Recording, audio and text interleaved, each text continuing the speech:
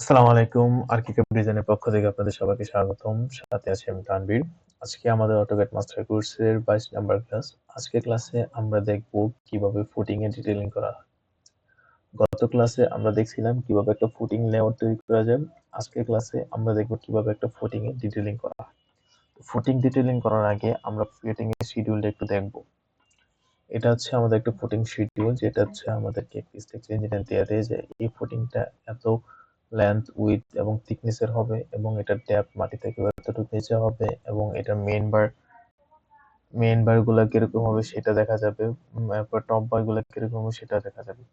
তো আমি আজকে এইগুলা নিয়ে কাজ করবো। মেইন বার কোনগুলা, টপ বার কোনগুলা এবং আমাদের লেন্থ কোন দিকে হবে, উইডথ এবং থিকনেস কোনটা, আর হচ্ছে এই যে রড গুলা কোনটা কিভাবে বসবে সেগুলো নিয়ে হচ্ছে আজকে আমরা একটু দেখবো। আমি যদি এখানে একটা ফুটিং দেখি এরকম, হ্যাঁ, একটা আছে, এ দেখেন আমি একটা ফুটিং আঁকলাম, আঁকার পরে এখানে বাইন্ডার বার বা টপ বার, মেইন বার বা বটম বার লিখলাম। এখন আমি একটু যদি দেখি এখানে এসে আমাদের এটা হচ্ছে আমরা কখন বাইন্ডার বার দিব, কখন টপ বার দিব বা মেইন বার দিব। শর্ট ডিরেকশন হচ্ছে আমরা অলওয়েজ মেইন বার দিব, আর লং ডিরেকশনে অলওয়েজ আমরা কি দিব, টপ বার দিব। কারণ এরপরে যে জিনিসটা আমাদের করতে হবে সেটা হচ্ছে আমাদের এই যে ডেপথ, এই ডেপথটা কি জিনিস, টোটাল ডেপথ হচ্ছে এটা হচ্ছে আমাদের মাটির লেভেল।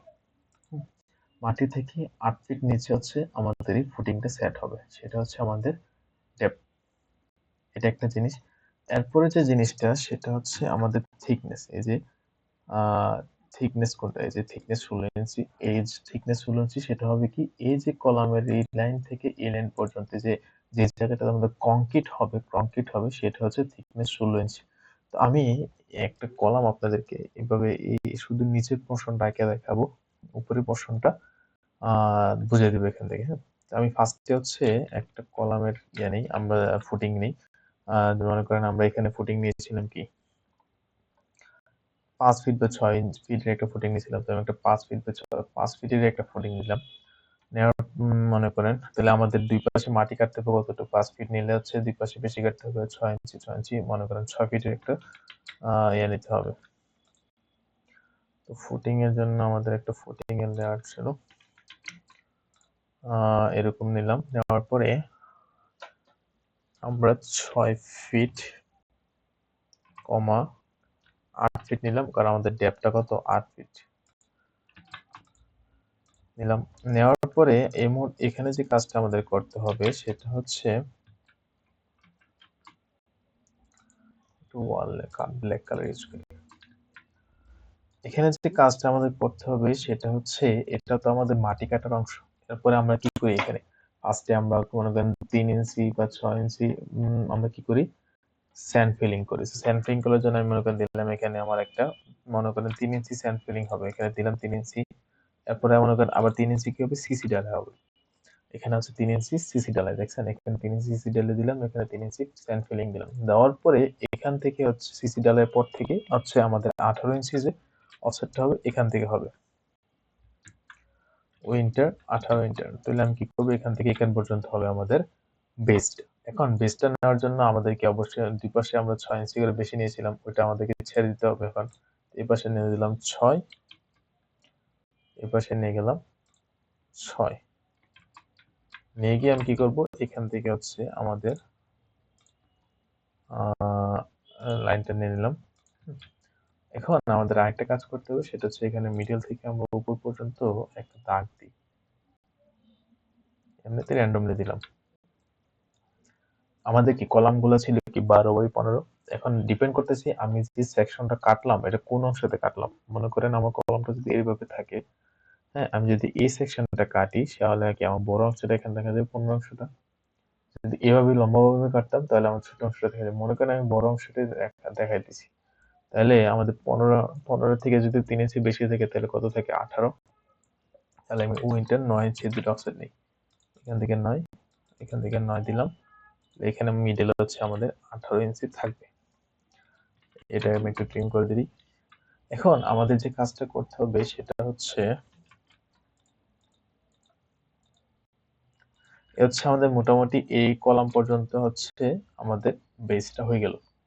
এটা হচ্ছে কলাম, এটা হচ্ছে বেস। এখন আমাদের কি করতে হবে, এখানে রিইনফোর্সমেন্ট দিতে হবে। রিইনফোর্সমেন্ট দেওয়ার জন্য আমাদেরকে অবশ্যই একটা জিনিস খেয়াল রাখতে হবে, আমাদের ক্লিয়ার কভার 3 ইঞ্চিটা আমাদের এনশিওর করতে হবে।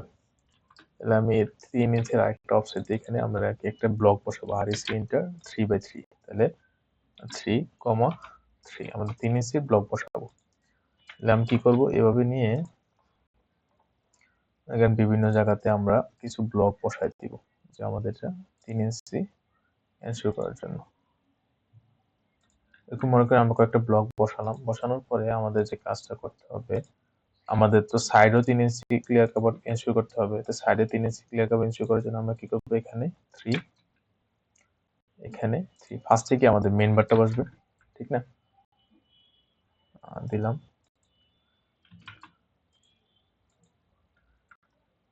এখন আমি যদি একটু আমাদের রিইনফোর্সমেন্টের একটা রেড কালার দিই,